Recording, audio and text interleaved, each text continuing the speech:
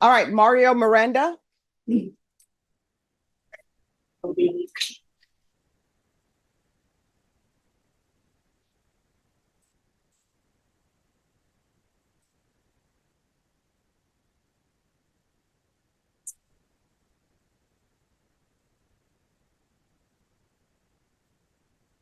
More the talk, you have to speak it. Is there anything saying you said? Good. Okay. All right. All right, and Mr. Miranda, if that has a seat on it, if you would like to be seated, that's fine. If that will help you. I think I can stand. All right. Just a little bit of cane. All right. Court is calling 2023 CR 0683, State of Texas versus Mario Miranda. Can I have parties announced for the record for the state, Not done for the state. for the defense? Michael J. Sawyer. Are you Mr. Miranda?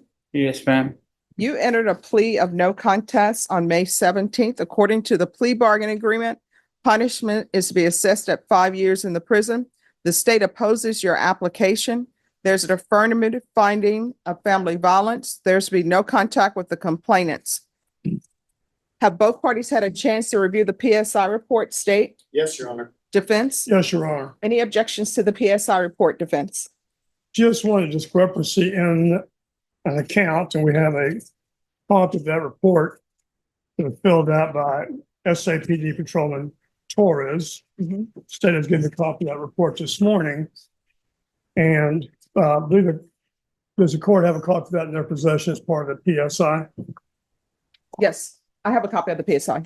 If you'll direct me to what page? Well, I'm looking at it. Judge, look at that report. No worries. So John, simply give the court the report, the state will not object. All right, I have a copy of, the police report. Police report, yes, ma'am. All right, and this is defense exhibit number 1, the defense, you're not offering into evidence, you're just asking the court to review? That is correct, and I have a couple of questions about it, and I said that believe the court can review it and Yes. see the discrepancy.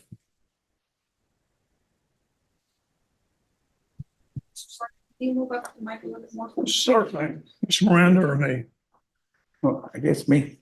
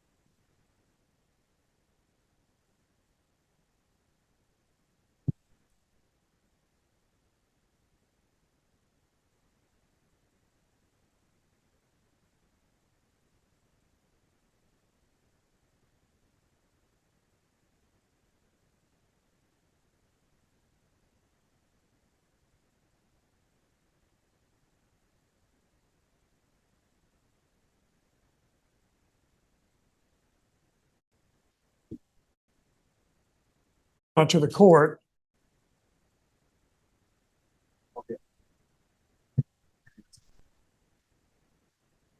All right, court has had a chance to review. And I just want to point to the court. Nick Miranda, who was there, told Officer Torres, one of the first policemen on the scene in that report, that he disarmed the defendant in the bedroom at the very onset. It's in the report. All right. That's all.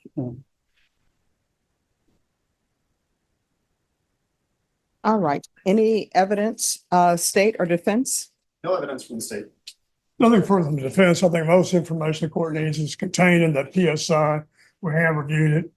It is accurate. We looked at his prior criminal record here, California, Medina County, and it's true and correct in our opinion. All right. All right, then, state, you're opposed? Yes, Your Honor. And if you would like to present your argument? Yes, Your Honor. State will present, we thank you for the opportunity for just a brief argument. And this is an individual, Your Honor, wherein lack of accountability seems to be kind of first and foremost here. You have their partner, which, said friends have told me he's looking for me. I believe he's going to kill me. He's a very violent man. You have her son saying he's the type of man that, again, will come and find us. He's threatened to kill me. No care, no remorse, no sympathy, no empathy. And even in the defendant's version of events, there's just a complete lack of accountability. Well, All of this is based on lies. I don't want probation, but I don't want to go to prison. So not only is there no accepting of consequences, there's no actual acceptance of what's underlying. And again, I think you have two complainants wherein the version of events, as is noted in the stipulations that the court has reviewed, and it is noted in the PSI, it started over something pretty benign. And I think that's what bothers the state the most. This was over a disagreement involving a taco. And then after that discussion, defendant has his version, but through pre-trials and all the discovery given to defense and the police reports and the other evidence that was disclosed over the defense, a pretty clear version of events is that if the young man had not taken this individual's gun away, two people might be dead. And so given their complete lack of disregard or complete lack of regard and a disregard for human life and for consequences, that is in summation, the state's opposition to probation in this case, Your Honor. All right, so here's my question. And if you could raise your right hand for me, please. Do you solemnly swear and affirm the testimony you give will be the truth and nothing but the truth, so help you God? Yes, ma'am. All right, you can lower your hand, state your name for the record. Mario Miranda. All right. So, are you currently living in Bear County? Yes, ma'am. Who do I you have live my with? home now. Pardon me, ma'am? Who lives with you? Just me and my girlfriend and my oldest son. All right. So how do you know the people who were involved in this? How do I know? She was my ex-wife and divorced in '93, and that was her other son that she had while we were married. Wasn't my son. And well, she had the audacity to go have that son under my insurance, under my hospital from the VA. All right. So here's the thing, mother's baby, father's baby, but that's all on you because you allowed that to happen. All you had to do was a DNA test. So we're past the point of you're trying to seek sympathy for the court because you've been paying for a son who's biologically not your son. I'm trying to figure out who were all the people who were in the home and were you all living together when this happened? Yes, ma'am. I have my two sons and her son and her, and nobody was paying except for me. Nobody was what? Paying, for nothing. All right, then you should have put people out. They're all adults. Yep, exactly. I should have put them out. All But right. I had compassion for especially her because she was renting an apartment with my oldest son, and they lost the apartment. They got evicted, and she was supposed to have heart surgery. She hasn't had heart surgery since then. It was all a lie, I think. All right, and what is this about a taco?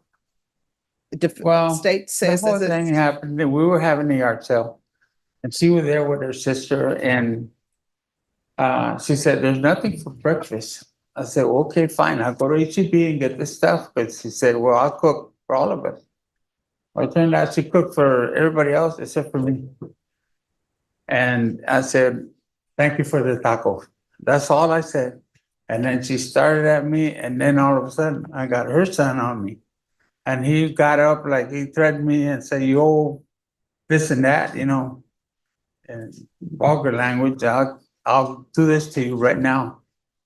And he's a weightlifter in MMA. See? And that's what I was afraid of, that he was gonna get me. So I went to my room. I got my gun and I was gonna leave the house. I was gonna holster my weapon Mhm. and I was gonna leave. But I still had my license to carry and everything, and I was able to defend myself that way. I couldn't fight with a young man like that. And I was gonna leave the house, but then as I was going out, when after the weapon was taken away from me and everything, then he assaulted me in the kitchen. And when the officers came, she right away, my ex-wife, right? She right away started saying he was pointing a gun at me and my son, and it was only him. I mean, my other son was there, and he's the one that took my weapon away from me. And that was taking it out of the pouch. And as soon as I got out of the pouch, he had the gun in his hand. So there was no assault there. And she lied, I mean, for the longest time. She's been trying to get my money out of the VA also, saying that she's my common law wife. And in all the report that she makes, my husband. I'm not her husband. You know, divorced her back in 93. Okay. All right. Any questions? Would it surprise you that the version of events, again, this was all disclosed to counsel, that the complainant, the young man, said that the actual version of the account is that you got home angry and that you were yelling at Maria and they said, lay off her. And you said, well, don't tell me nothing because I'll put a bullet in your head if you don't shut up. Oh, Does it surprise you that that's the account that was given to the state? That's a question. He's asking a question. He wants you to answer it. The question is, does that surprise you that that's the version or the account that was given to the state? okay. I didn't know about that. Okay. That's fine. I didn't know nothing about that. My second question is, if you were so intent on leaving, right, so the door to the outside where the garage sale was happening, Yes. was right next to the kitchen where the stove was. But Right. instead, you chose to walk all the way down the hall past 3 bedrooms to the last one on the left to then retrieve your gun. Isn't that correct? No. The gun was in the last bedroom. That was my bedroom. Correct. The gun is in the last bedroom on the left. Yes or no? Yes, he went there. Yes. Right. He followed me from the dining area to the room, and so did she. And then my other son, middle son, Nick, he's the one when I was taking out the weapon, that he took it away from me then. So if Nick hadn't taken the gun away from you after you threatened 2 people multiple times to shoot them in the head, do you think they would be dead had he not taken the gun away? No, sir. I never made any kind of threat. No further questions, Your Honor. All right. So I will tell you both. This is what I'm reading in the police report, and this is a witness. And it's witness 1, and it's on page 2 of the police report. It says, on July 16th, I called witness 1 for a statement and conducted it over the phone. Witness 1 said he initially heard arguing between AP and victim 2. His brother, victim 1, then intervened and began arguing with the AP. And your client, of course, is AP. Witness said that victim 1 told AP that he needed to be beat up for the way he was acting. Witness 1 believes this sounded like a threat to AP. AP then went into his bedroom. Witness 1 heard victim 1 yell that AP was going to get his gun. Witness 1 did not hear AP verbally threaten victim 1 or victim 2. Witness 1 said he saw AP take his gun out and point it sideways.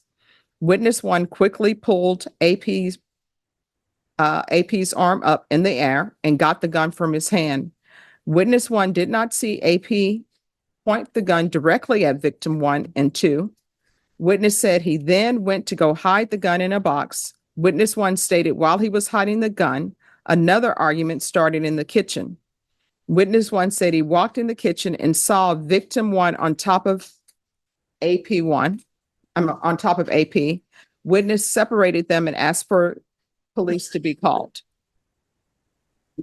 So that's what witness 1 is saying. Is there anything else from either side? No, Your Honor. Nothing from the state, Your Honor. All right, so this is what the court is going to note. Because this case, is it a difficult case for the court to make a decision on? Yes. But what I have the person I have standing before me, based upon the PSI report and everything else, it shows that he is a veteran. And then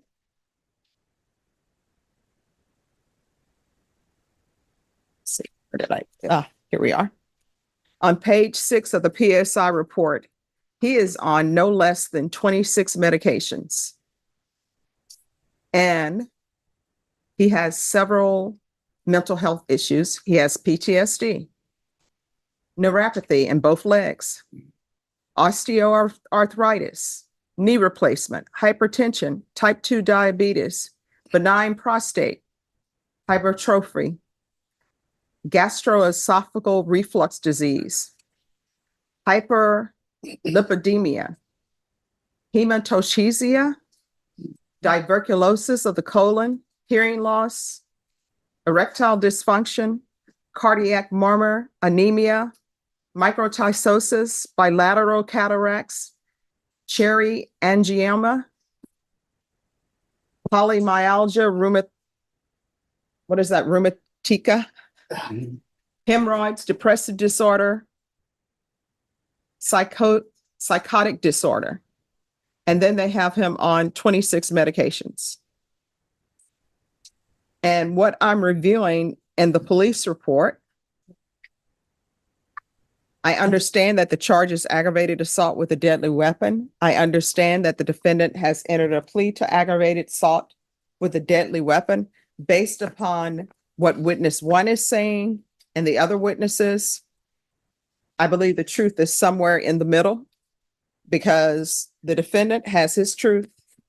The complainants in the case have their truth. And usually, sometimes it's best to get truth from witnesses because they technically may not have a dog in the fight.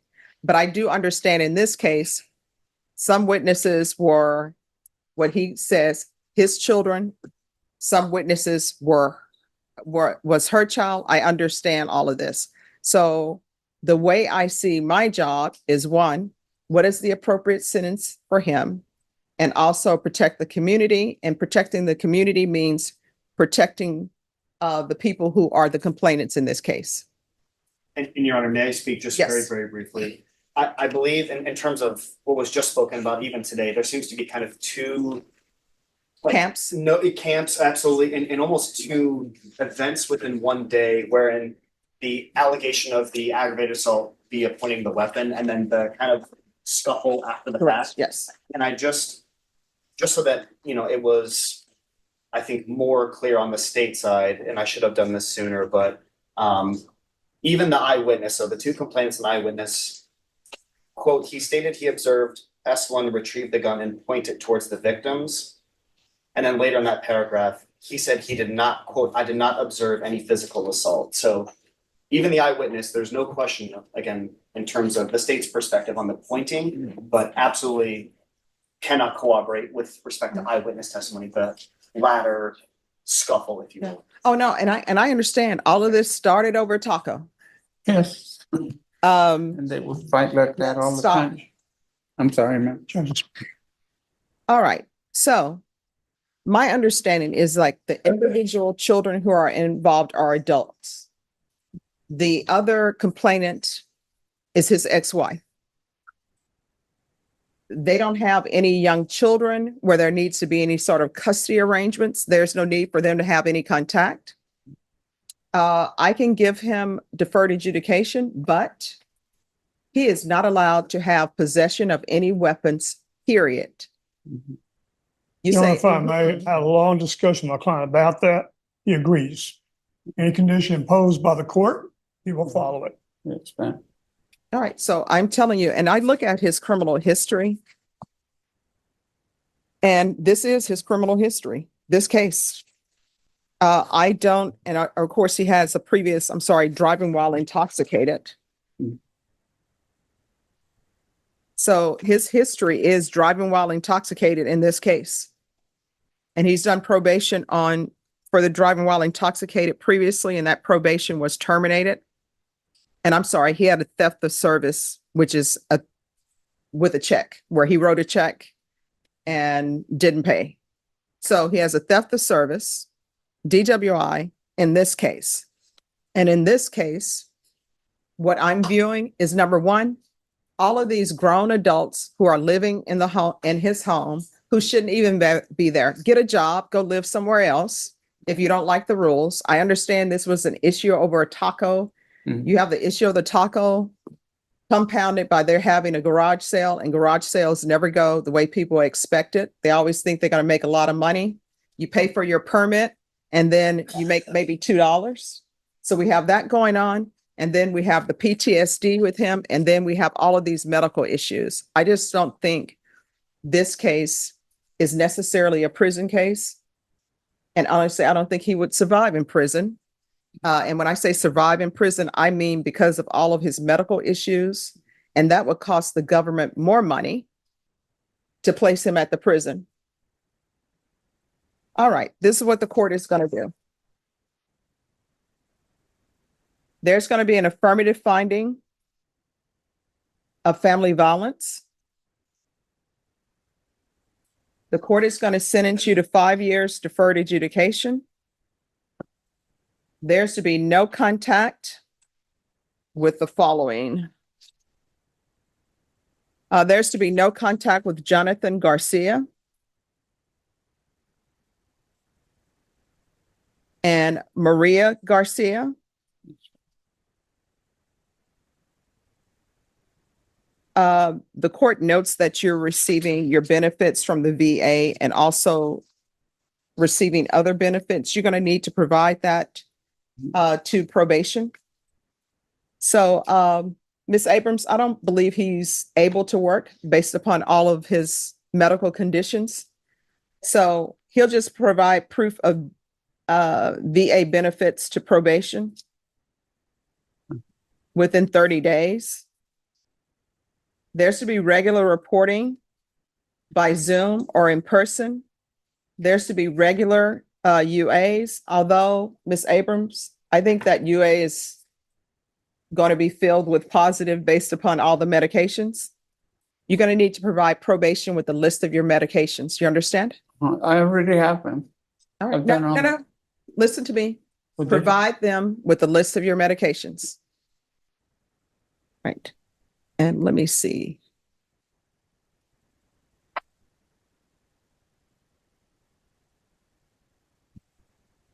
All right, there's going to be outpatient treatment with the VA. There's to be weekly sober meetings with the VA until further notice.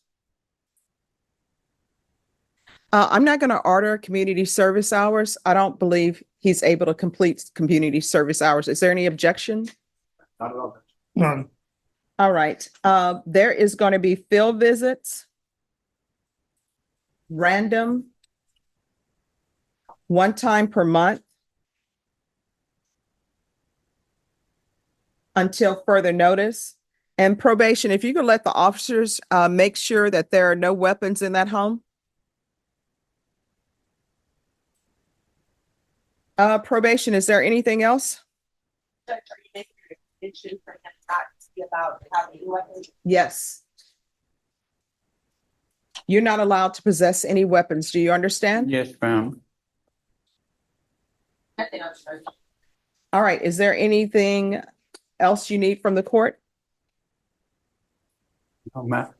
I don't think so. All right. Did you review the document entitled Trial Court Certification of, oh, I'm sorry. There's also an affirmative finding of deadly weapon. Did you review the document entitled Trial Court Certification of Defendant's Rights to Appeal with your attorney? Did you understand it and did you sign it?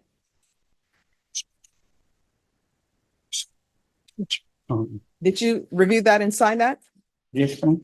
All right, because this is a plea bargain agreement, because I followed your plea bargain agreement, and because you waived your right to appeal, you do not have the court's permission to appeal. Do you understand? Yes, ma'am. Because this is an affirmative finding of family violence, you're not allowed to own or possess any weapons or ammunition.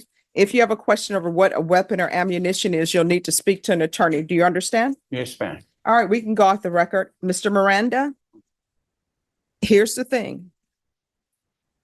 If you cannot get along with people, you shouldn't let people live with you.